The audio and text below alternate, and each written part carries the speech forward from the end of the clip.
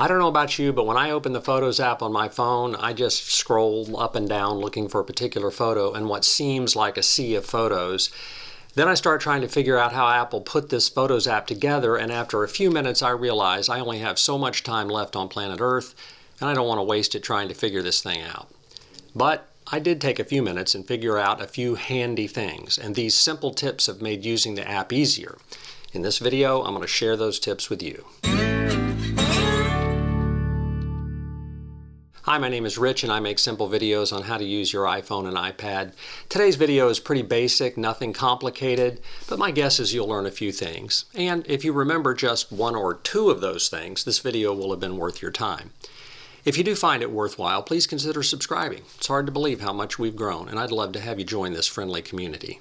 Okay, so today I'm going to show you how to find recent photos quickly without scrolling forever, how to create an album to organize photos by event or person, how to share a photo with family via text or email, how to delete a photo and how to recover it if you change your mind, how to use the search feature to find photos by date or place, and then how iCloud keeps your photos safe even if you lose your phone. By the way, I'm using an iPhone 17 running iOS 26, but even if you don't have iOS 26 on your phone, my guess is most of these tips will still work for you.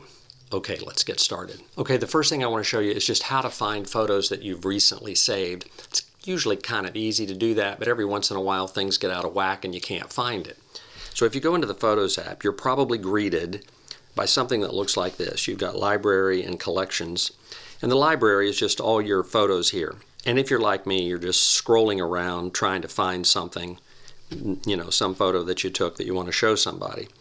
And if you notice, when you're scrolling, you have this kind of show up down at the bottom. But if you go all the way down to the bottom, then it changes to Library and Collections. If you tap on Collections, then you get this mess. I guess it's useful in some way, but not very much for me. If you go up here and tap on the three dots and just tap on Collapse All, now all of those categories or collections show up in a list, and it's a little bit easier this way, I think. And how you find your recent photos is you go to Utilities, and then you've got a whole bunch of things in here that you can look for, favorites, duplicates, and stuff like that.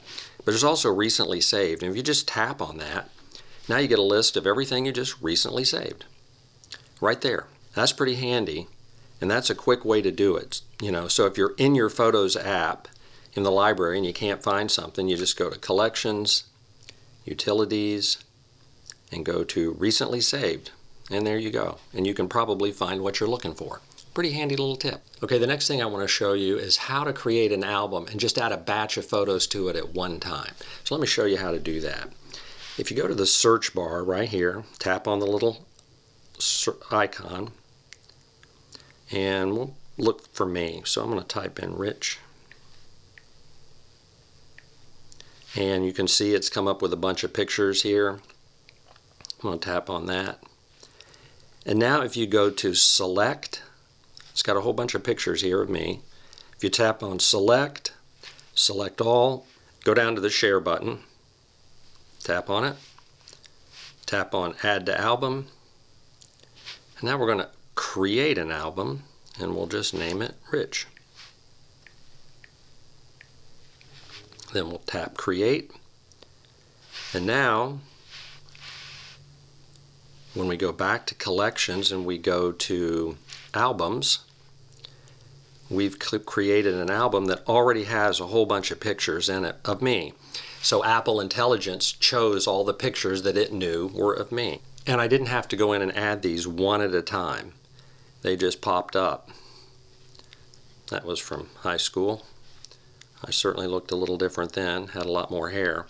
But that's just a quick way to add a whole batch of photos to an album at one time. Pretty handy. The next thing I want to show you is just how to quickly share a photo with a family member or friend.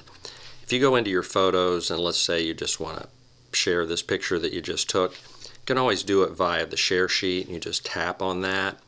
And now you have your choice of how you want to do it. You could airdrop it if you want. You can send it in a text message, which is what most people do. If you tap on Messages, it just automatically adds your photo to the message, and you can type in whoever you're going to send it to.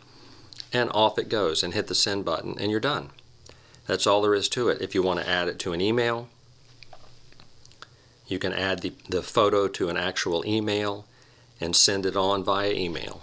So those are the two quick ways to just share a photo with a family or friend via text or email. That's pretty handy too. Sometimes you take a photo and you've got a bunch of them and you start deleting them, and maybe you accidentally delete one and then you kind of want to get it back, and it's like, how in the world do I get that back? So I'll show you how. So we're going to take this photo right here and I'm just going to delete it. And it's going to tell me that it's going to delete it from all my devices. And now that photo's gone. I had another one similar to it, but it's gone. So how do I get that thing back? Well, if you go to Collections, and again, you go to Utilities, and you go to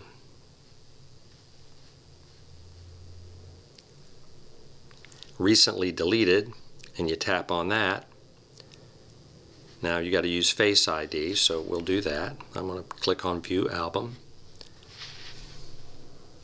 And there's the photo we just deleted. And if you notice in these photos, it says 29 days. It saves deleted photos for a month. So if you delete it, you have time to get it back. But there is a time frame. After 30 days, the picture is gone for good. And if you'll notice, I've deleted some others, and they have different time frames. Like here's one with 7 days left, here's one with 16 days left, and then here's the one we just deleted. But if we want to undelete that and put that back in our photo album, all you have to do is just hit Recover, Recover Photo, and just like that, you're now back in your library, and there it is. And that's a quick way to recover a deleted photo. Pretty easy. Next thing I want to show you is just how to find photos using the search feature by date or place. So I'm going to just tap on the search icon again right here in Photos, and I'm going to tap Nashville. So I was in Nashville not too long ago.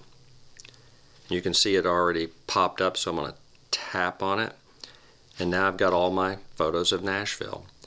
And it knew that I was in Nashville when I took these photos.